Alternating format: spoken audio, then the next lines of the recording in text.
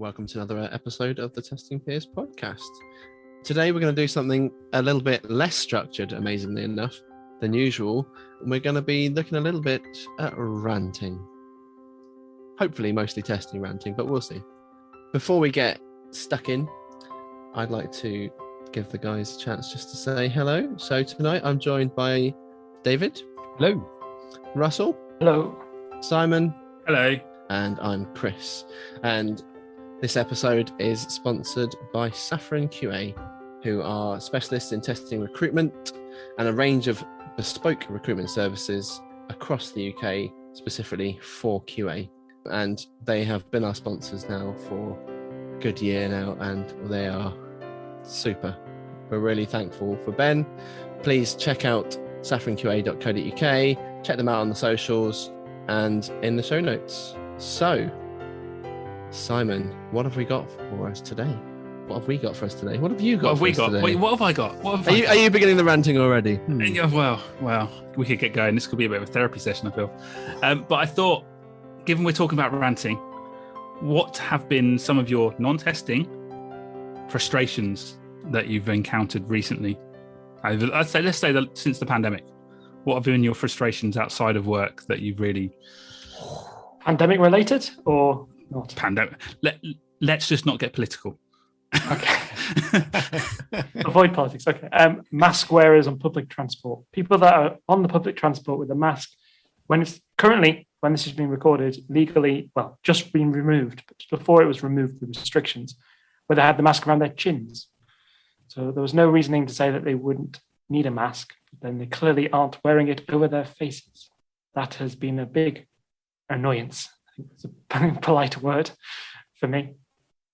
I got annoyed about the people who were talking about how we were still in lockdown when, in all fairness, in the UK, we were never actually in lockdown. Not like how we saw a lot of the world where people couldn't even walk outside their front door and all these things. We could still go to shops, we could still walk our dogs, we could still do exercise once a day. We weren't really in lockdown. And at the point at which they lifted the final restrictions, we absolutely were not in lockdown. I know some businesses weren't open, but that wasn't lockdown.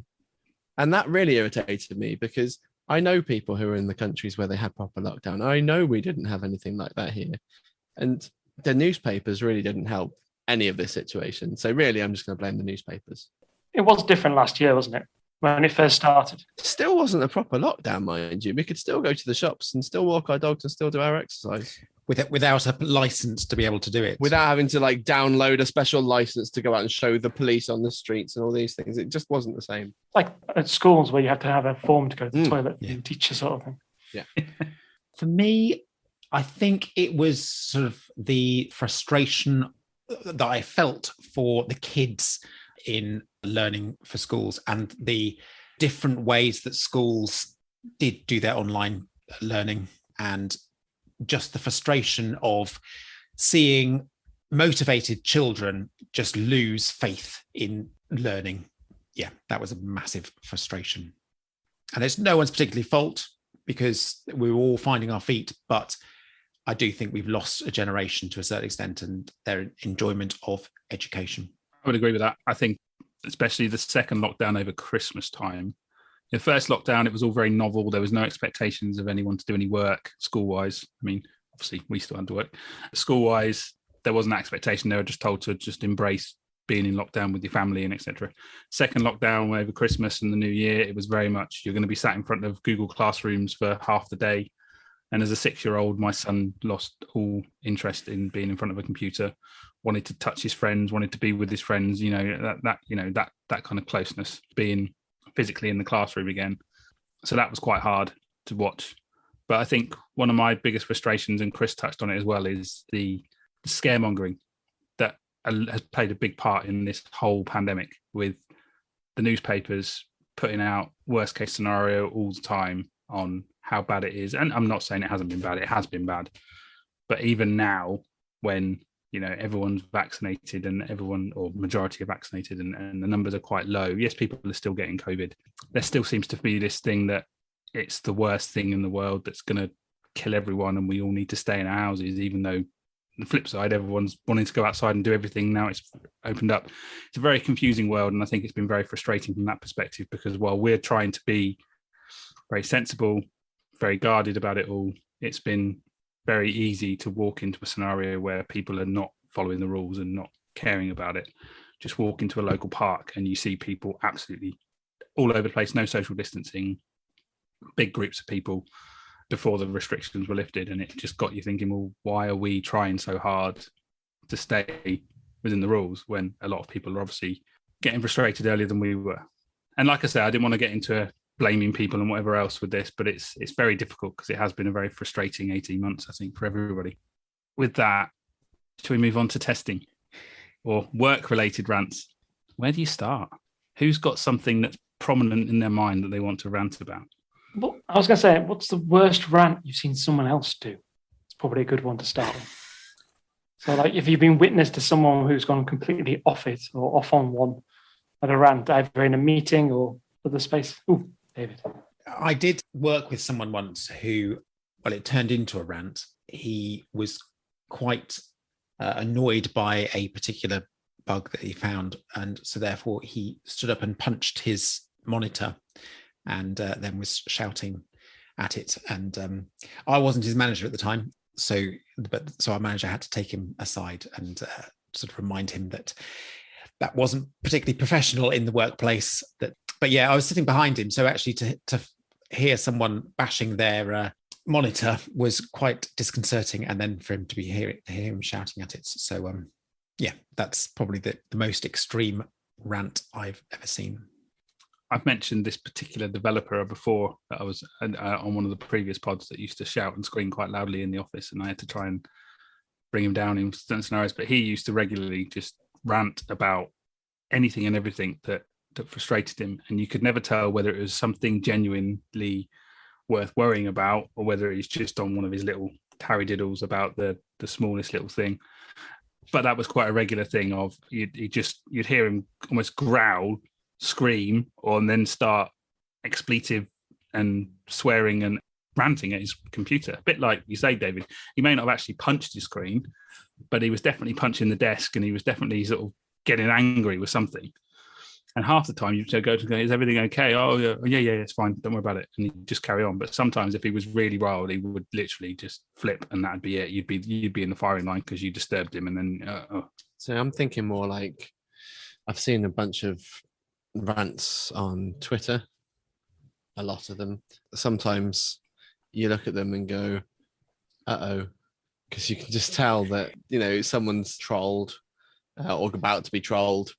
Because there are some people that have a habit of, I think the term I've heard, and you can forgive me if this doesn't make sense, the term I've heard people using is being Bolton-splained. And this is where people have taken something from RST or something that Michael Bolton or James Bark have done, and they've gone and answered somebody else's thread along those lines. And sometimes they've done this at people who are like, well known to Michael. Typically is the more active on Twitter, and Michael's intervened and go, no, this is fine. It's a very strange world, Twitter, to bring up sort of rants and complaints. It can be, I imagine, quite cathartic for some of these people, and I often see people do things on Twitter that I wouldn't do myself, but I do. Sometimes you look for the car crash, don't you? That's definitely true. Everyone can't help looking. They turn their heads, rubbernecking, etc. So I haven't really got good examples, so I can't really say. I did work with a manager who was very good at being on the phone call with one person, and this is kind of, cameras were generally off, and you could just see them kind of looking away, sort of going angrily, shaking their fists and just getting upset and angry at the conversation they're on. And then next second, yes, that's right. Let me explain it again. And just like every time they kind of like weren't speaking, they were just basically getting angrier and angrier at their screen. Everyone around them almost was laughing at them. I think it was done for comic effect versus anything else, but it was kind of the pseudo rants. That was probably the most disruptive one I saw, because everyone was kind of like, what's going on? Because you could just see them getting angrier and redder in the face as well at the same time. But it was more amusing than it was anything else. I've had similar like that with people ranting via Teams or via Slack or something, while the meeting's going on, and you can see in the messages they're getting increasingly frustrated.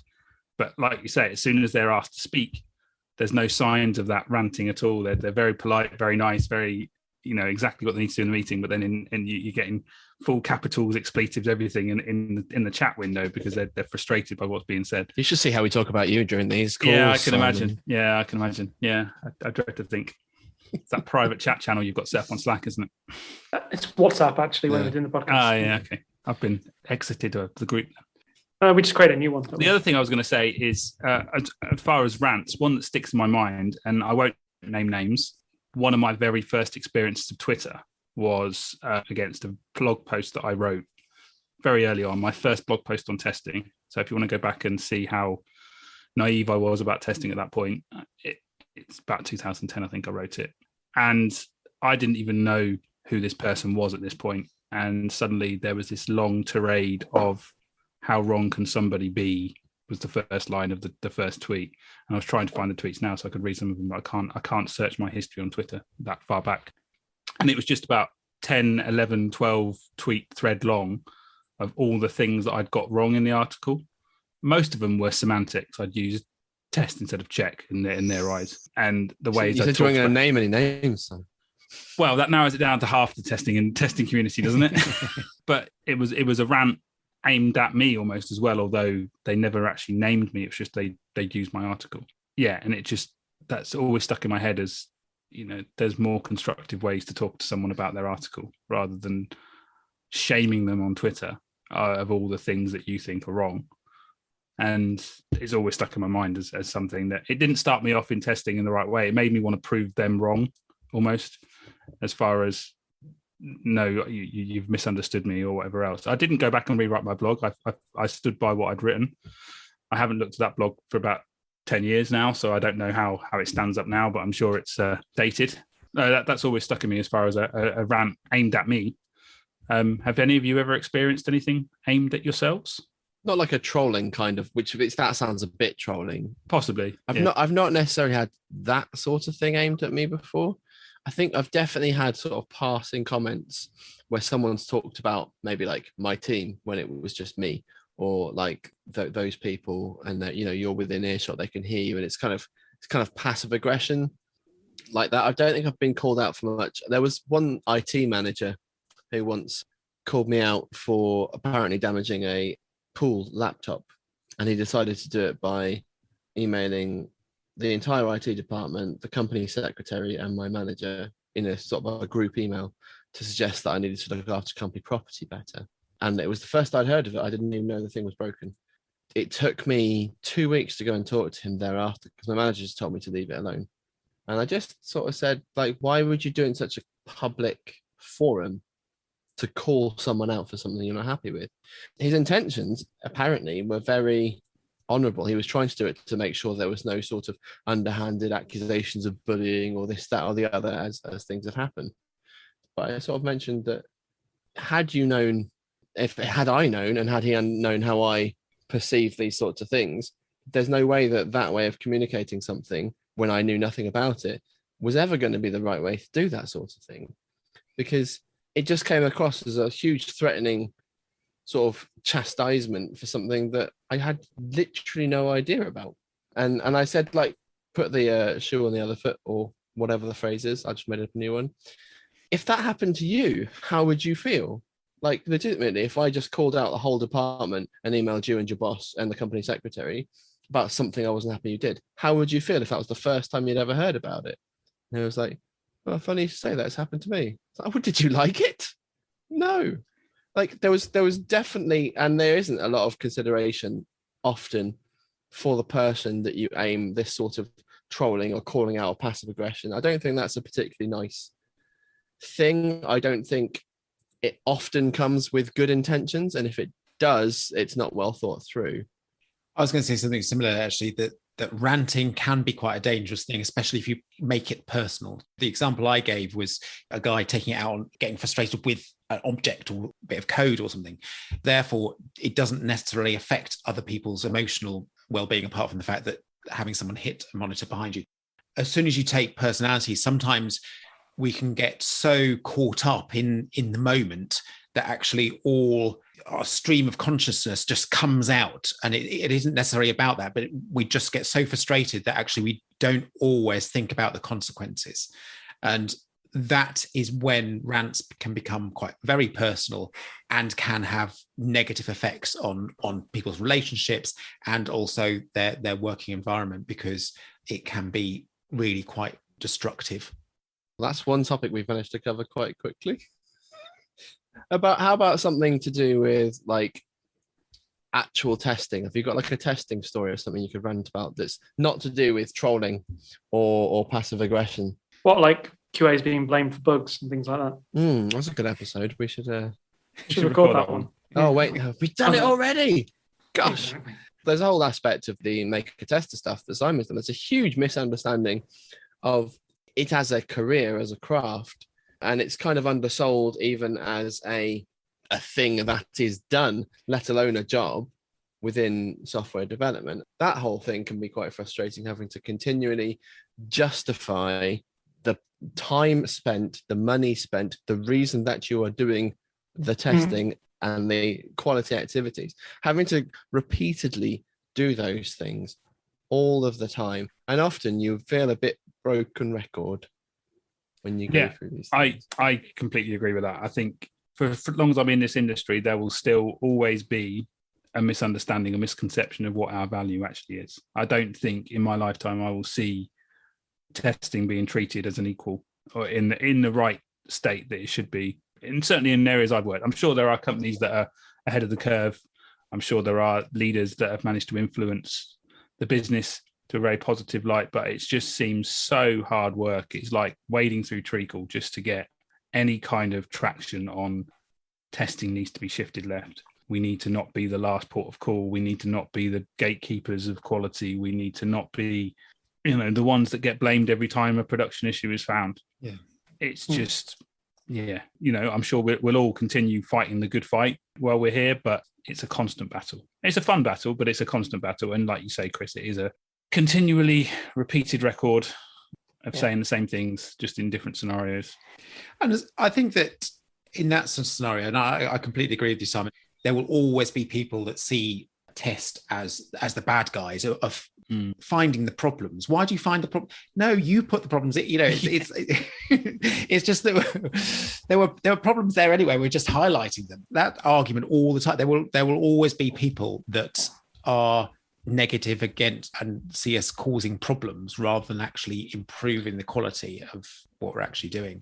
And as long as we are consistent with our message and our aims in, like, as you say, shifting left, bringing us early and seeing it as a positive and a group activity to improve quality, then hopefully the message will eventually get through. And just always be positive that every time you say it, hopefully you're putting a penny in the slot that someone might be listening. Yeah, if each time you say it, you make one person change their viewpoint, you're making a dent. It's not going to get you there very fast, but it's a start, and it's just got to get the momentum going. But you just constantly reminded me of I was thinking of a scenario there, which is the whole testers have delayed the release because they found bugs. What? We didn't delay the release. We gave you information and you decided whether you thought it was worthwhile releasing the software as it was built. And those sort of debates and things. And I think one of my most recent rants I remember was probably one of those ones where someone was ranting at testing. Why did you just find this now? Well, you're the same person that didn't want us to test earlier. So that's kind of why we found it now, because you didn't want testers in early. So we only started last week. Could have found it maybe last week, but not the week before, because you didn't want to pay for us to do it. But those arguments don't go well usually with senior managers who are angry at you. I've had similar frustrations recently over semantics as well, like the whole term end-to-end testing. I had certain people go, "Oh, that's not end-to-end testing. That's not the full system," or why are you calling it that? Or someone's telling me that is end-to-end testing. Why are we doing it in that way? And I'm just like, look, we're testing the solution. We're doing this phase of testing, whatever you want to call it. You find a name that you're happy with and go with it. But at the end of the day, this is the work we're doing. We're going to provide you the information that our testing gives us, and you can make a decision on what you're going to do next. Semantics is huge, isn't it? people get hung up on it. It's the same with the test plan versus test strategy. It's the same. I was going to with say the same. Yeah. test cases versus test scenarios. At the end of the day, whatever your context is, you have your set phrases that you use. It may or may not be the same to what somebody else is using in another team, in another project, in another organization. But find out what your context is and be consistent, because otherwise you end up confusing everyone around you. Yeah. And you spend half your time fighting with semantic-based questions rather than actually dealing with the detail of what you're trying to get on with. And that, for the last 6 months, has been part of my life, has been having those conversations with different stakeholders over, oh, what's this test strategy you're doing? Or this test plan, why have you not done it on the 50-page template document that we have? Because that's not a test. That's not a test plan. 50-page template That's a document. 50-page document that nobody reads. Yeah. And it's just trying to change those mindsets and trying to move forward. I'm enjoying this therapy session. What about job titles? What's yours, Chris, currently? Officially, according to my contract, I'm a QA strategy consultant. What does that mean? Does that mean the same anywhere? Does it really Consultant matter? strategies. Like the thing is with job titles, they matter and they don't matter, because ultimately what you're doing is the most important thing, as long as what you're doing is what you need to do and what you want to do. But the optics of what that means, either within your organization or to people outside of your organization, it does matter. Because when I was first promoted to manager, all of a sudden, certain people would start talking to me just because my title had changed. I was doing the exact same job on the exact same wage already. It was only my title took a bit longer to come through, but those people only started talking to me when I became a manager. Recruiters started sending me very different messages when manager started to be in my job title. Very different messages. And it's the little nuances that now that didn't matter to me as such, but the perception of what that is does mean something. So that when I got a job with the title consultant, well, my parents were excited. I got told for the first time in my entire life that they were proud of me. Yeah, that's a rant for you. We are proud of you, Chris. Yeah, we are all proud of you, Chris. Yes, definitely. This really is a therapy session. I have to agree that job titles are a big incendiary thing. You know, within a company, you can have, like we said, engineer, senior, principal, whatever. And within the context of the company, that structure is okay. But someone who is a senior in another company could be at the top level. You can't transfer a job title from one place to another. And that can cause a lot of confusion, because if they're seen as a high in one company and then they see themselves being demoted just because of a job title when they take on another one, that can be incredibly incendiary. You know, that can cause all sorts of problems as to their job title. Yeah, I would agree. And I think another thing that muddies the waters is the whole test versus QA versus quality engineering versus whatever it's called next week. And I went from a place that was a pure technology company where we had a very defined career path all the way up to principal, lead, test manager, and it was all QA engineer, which made sense in the context. You know, I wasn't ever been too fussed about the test versus QA part of it. I understood why we had the QA part of our titles. And then I moved somewhere where the bottom rung was test analyst, the second rung was QA analyst. And I couldn't fathom why we had two different roles. And then it was like, well, there was no senior. The next role was QA manager. There was QA lead, QA manager. So there was no career path unless you wanted to go into a leadership role. So we worked hard. We suggested all these things like we need a senior role, we need a principal role, we need a test architect role. And what got put in was a QA engineer role. So then you went test analyst, QA analyst, QA engineer. Where in that job spec are you actually getting any idea of what your role is? And what differs? The idea was that QA engineers were more technical. Great. What does that mean? Oh, you've just moved on to a new bit. Technical. Oh, what is technical? Is it just writing code? What do you think? Let's not go into this one. Oh, I think we should. Abort. No, but you're right, Simon. Job titles, and Chris and everyone else, job titles are important and they do matter, and it's influence how people perceive them People do speak to you differently. If you've got the words head of, it's different to senior, manager versus leader or lead. And it is a perception type thing. 9 times out of 10, the job might be completely the same job, but a different title, but people will perceive you differently and act differently. Internally, particularly if you've got other parts of your company that have senior principals and so on, and you're just called a test analyst, they're going to treat you differently because you're not a senior, you're not a leader, you're not a principal, you're not a grade 2, you're a X. So sometimes it's also about what is the consistency in your business to be functioning as a business. Your field, so Chris is consultant. In consultancy field, that makes sense. David's in consultancy, I'm in consultancy.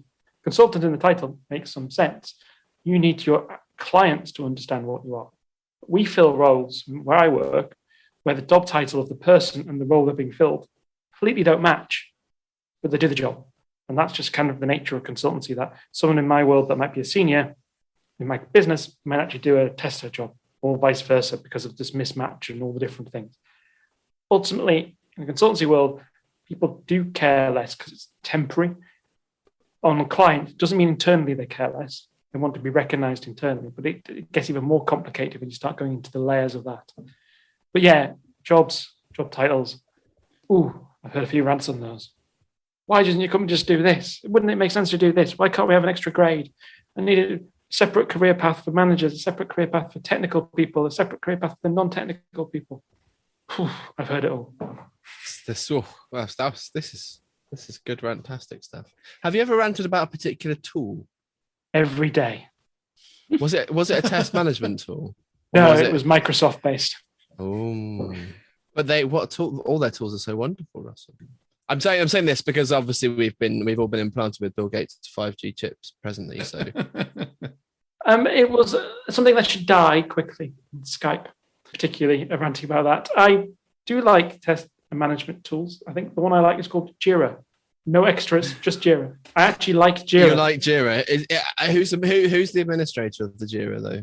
It might have been me. Okay, well that's fine. And I might have actually changed things quite heavily, and I might be the only person that couldn't break it when they changed things. I like Jira because I think it solved the problem. Like all tools, it has limitations, and it's knowing what you can do with it and doing what you can with it.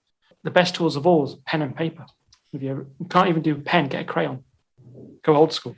David's putting a great face. Actually, funny enough, I've moved on from paper because not going into the office, I haven't been able to get pads of paper. So actually, I use most of my notes are now kept electronically in my computer for my meetings and everything else. Just because, and also the advantage of that is I can search for it rather than forget how long ago I had a conversation and trying to leaf through a book and never actually finding the information. It's the same concept, but it is the modern version. And also I can't read my own writing, so that always helps that I can type it.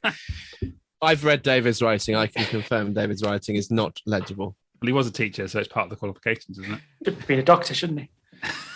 I got told that when I was about 8 years old that I should be a GP. Except I couldn't read the teacher's writing, which was quite ironic, really. I had to ask him what he wrote. Well, okay, so we've got a Microsoft tool there from Russell. Does anyone else have a tool they particularly want to get rid of because they hate it so much in their lives? Can I do another one? Go on. It's just a bit of a weird one, and maybe everyone else is going to probably shoot me. How about mobile phones? In what context? Because I don't switch off from work. I get emails, messages, and all the rest of it. I could control that, but I don't.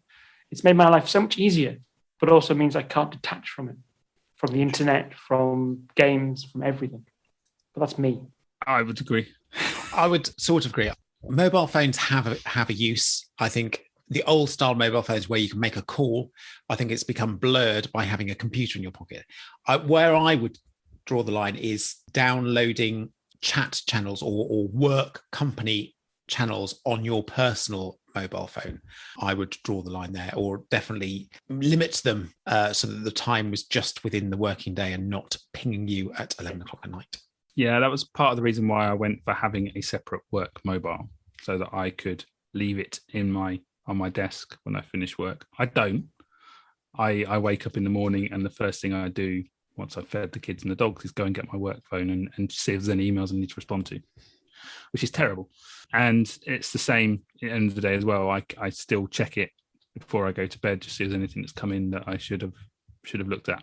So yeah, I would agree not having it on your personal device makes it easier. And I've been burnt by that before, as we've talked about previously. I do think, and this is going slightly off testing rants, but I do think mobile phones have made the life far too convenient. I can sit at my desk and order coffee to be delivered and not have to only press 3 clicks and it costs us delivered to the door.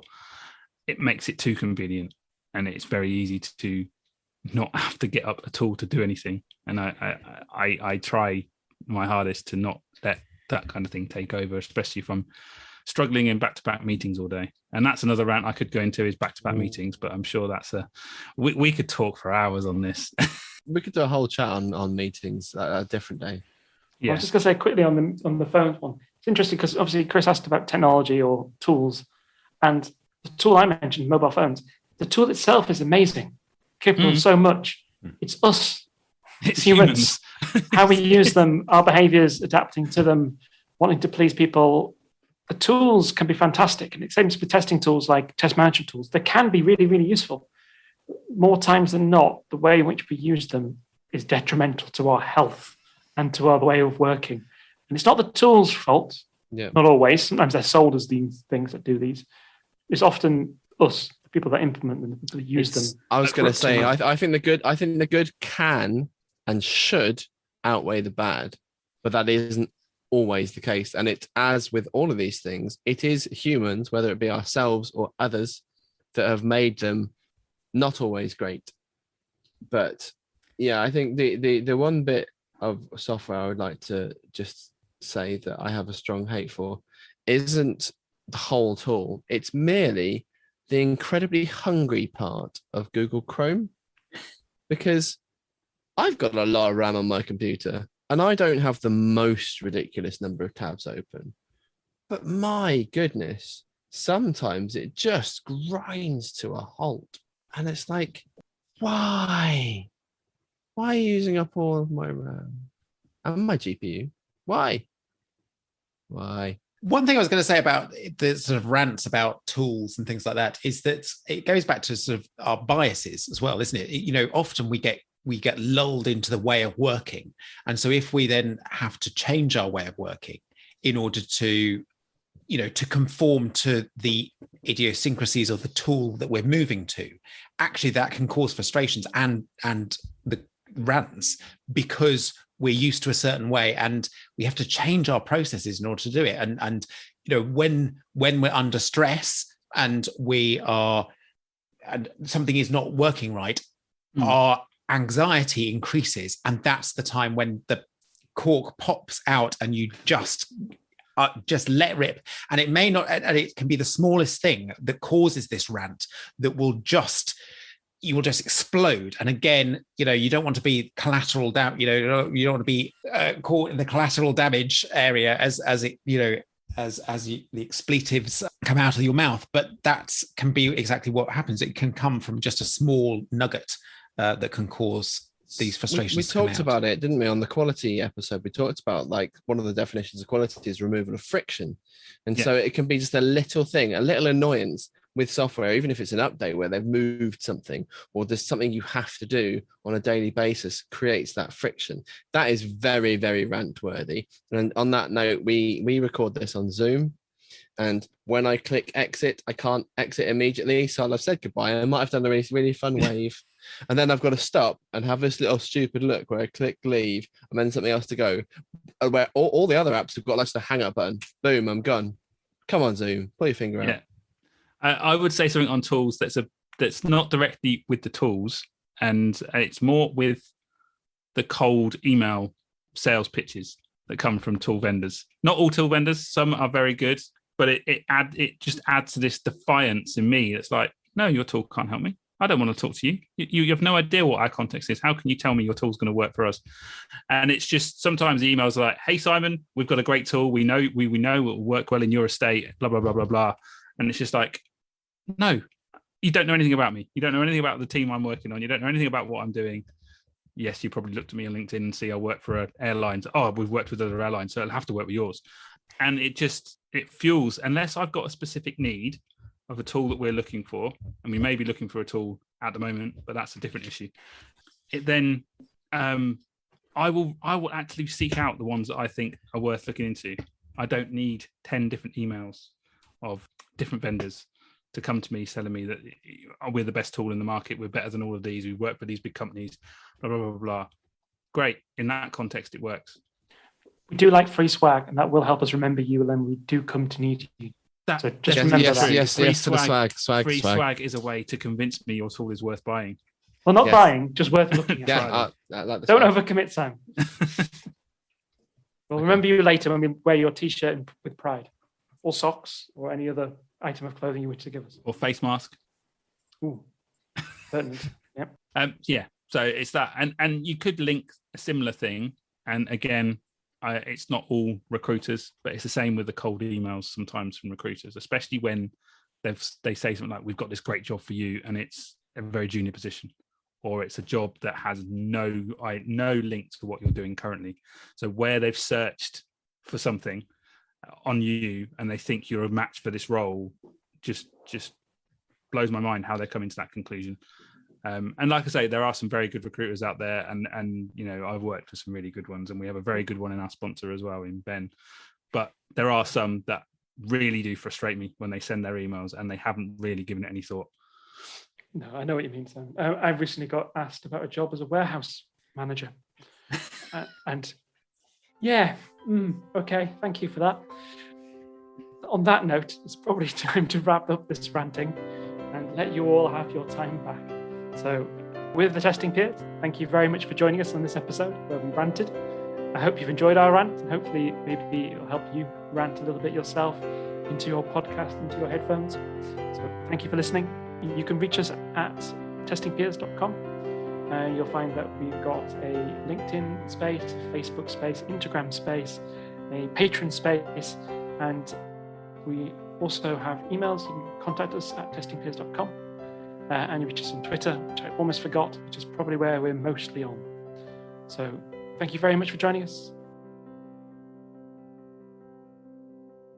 For now, it's goodbye from the Testing Peers. Goodbye.